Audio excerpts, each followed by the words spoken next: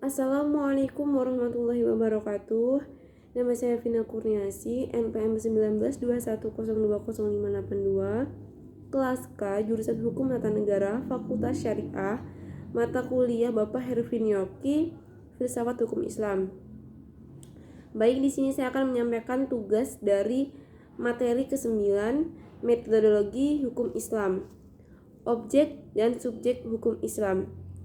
Secara terminologi, hukum Islam adalah kitab Allah yang berhubungan dengan perbuatan mukallaf dalam bentuk al-iqtida, al-tagjil, dan al-wad'i. Yang dimaksud dengan Alkitab adalah firman Allah yang berupa perintah-perintah atau larangan-larangannya. Ada beberapa hukum taklifi, yaitu yang pertama ijab dan yang kedua yaitu nadab. Menurut ulama Hanafiyah, hukum taklifi dibagi menjadi 7, yaitu fardu, wajib, tahrim, karahah tanzin, nadab, dan ibahah. Hukum wad'i dibagi menjadi 3, yaitu sebab, syarat, dan man'i. Salah satu metodologi penggalian hukum Islam. Al-Quran dan Sunnah diyakini sebagai sumber hukum Islam, kemudian nas-nas yang terkandung dalamnya ditunjukkan untuk mukallaf.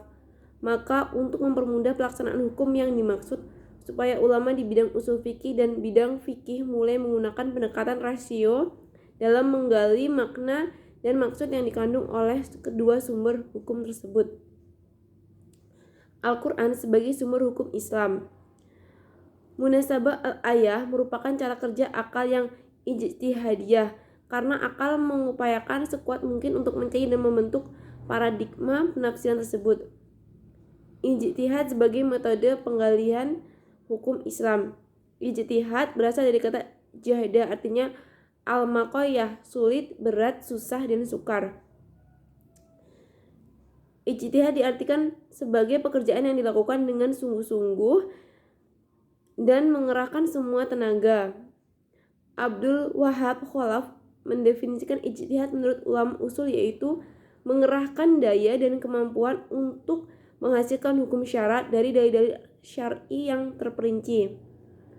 Dari semua definisi tentang ijtihad tersebut di atas dapat disimpulkan bahwa ijtihad adalah yang pertama pengerahan akal dan pikiran fuqaha atau usuliyin, yang kedua yaitu menggunakan akal dengan sungguh-sungguh, yang ketiga berkaitan dengan hukum syar'i dan amaliyah, yang keempat menggali kandungan hukum syar'i dengan berbagai usaha dan pendekatan, yang kelima dari dalil yang ada dirinci sedemikian rupa sehingga hilang kezaniyahnya, yang keenam hasil ijtihad berbentuk fikih sehingga mudah dan untuk diamalkan.